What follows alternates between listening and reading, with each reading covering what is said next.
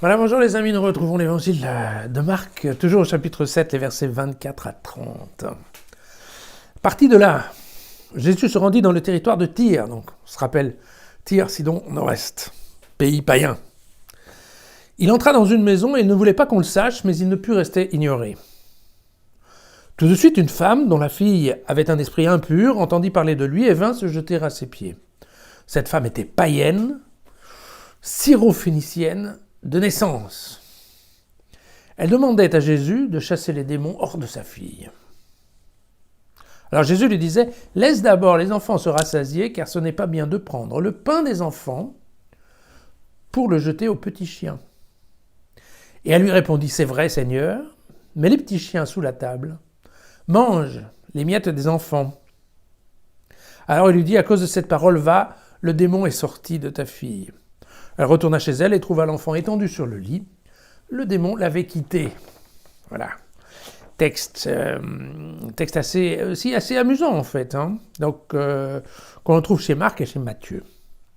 Alors, ce qui évidemment, il y a un petit... On va retrouver en fait l'idée globale que la nouvelle religion chrétienne est faite à la fois pour des gens qui viennent de la religion juive et des gens qui viennent de la religion païenne. Vous vous souvenez qu'hier, on a vu ça, qu'il était important en fait de commencer à lisser un certain nombre de lois juives si on voulait qu'effectivement les anciens juifs veuillent bien s'asseoir à la table des nouveaux chrétiens d'origine païenne, d'accord ? Parce que s'ils continuent d'appliquer au sens propre la loi, eh bien effectivement, ils ne vont pas s'asseoir à la table de gens qu'ils considèrent impurs et ils ne vont pas non plus partager leur repas. Donc c'est cette préoccupation qu'on voit déjà chez Marc, en fait, qui est de dire il faut qu'on arrive à trouver un système pour que tout le monde se mette ensemble. Et c'est encore de ça dont on va parler aujourd'hui, parce que, bon, vous avez remarqué donc cette femme que Marc nous décrit comme étant syrophénicienne, donc la Syrie, la Phénicie, d'accord, la Turquie globalement, que Matthieu appellera la cananéenne, sachant que le pays de Canaan, on n'a jamais su exactement ce que c'était. Mais bon.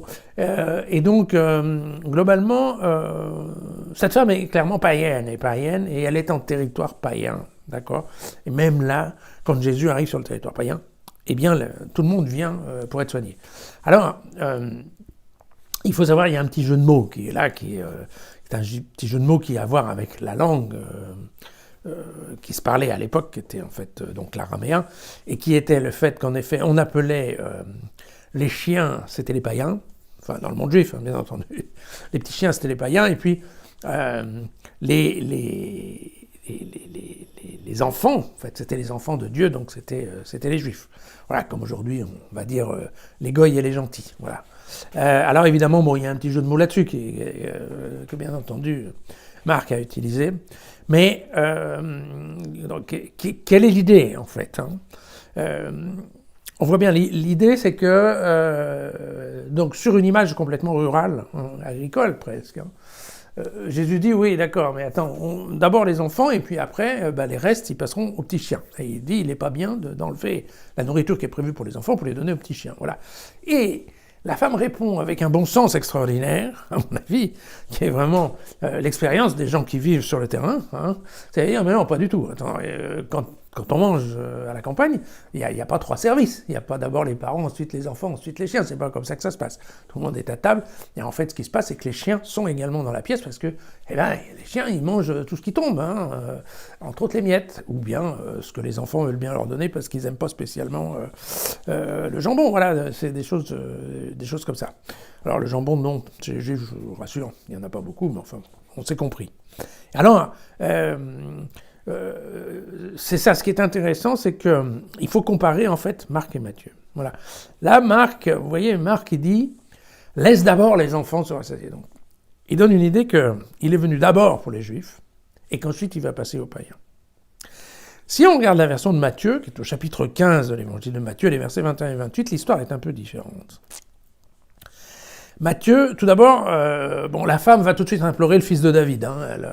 Même en étant païenne, elle a déjà compris que Jésus était d'origine de la famille de David, de la tribu de David, donc il était quelque part intimement mêlé à l'histoire d'un Messie, vous voyez. Bon. Et en fait, ce qui se passe, c'est que par rapport à cette femme qui vient trouver Jésus, les disciples réagissent tout de suite en lui disant non, non, ils la repoussent en fait. Jésus, non, non, envoie-la balader parce qu'elle nous casse les oreilles, elle est très pénible et elle nous intéresse pas. Voilà. Les disciples envoient cette dame balader en fait, au sens propre du terme. Et donc, qu'est-ce qui se passe en fait? C'est Jésus en fait répond à la femme et lui dit: je n'ai été envoyé qu'aux brebis perdues de la maison d'Israël. D'accord? Et donc, vous voyez, l'idée est un peu différente. Chez Matthieu, on a l'impression que Jésus n'est venu que pour les Juifs. Donc que Jésus va convertir les Juifs et qu'ensuite ce seront les Juifs qui vont, on ne sait pas trop comment, convertir en fait les Grecs, de prendre la religion chrétienne. Vous voyez qu'en fait il y a deux approches qui sont complètement différentes pour une histoire qui est absolument la même. Et donc il n'est pas question, bien entendu, de décider qui avait raison, c'est pas ça la question. Et la question, c'est que Matthieu n'oubliait pas parler aux Juifs. D'accord?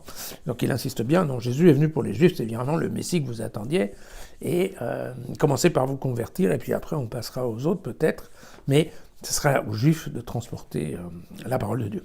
Vous voyez que, bon voilà, l'important c'est que le démon soit sorti de la fillette, notez bien, sans que Jésus ait besoin de se déplacer. Et pour une fois, Jésus n'a pas eu besoin de parler au démon. Vous savez que, d'habitude, il lui dit « sors de là ».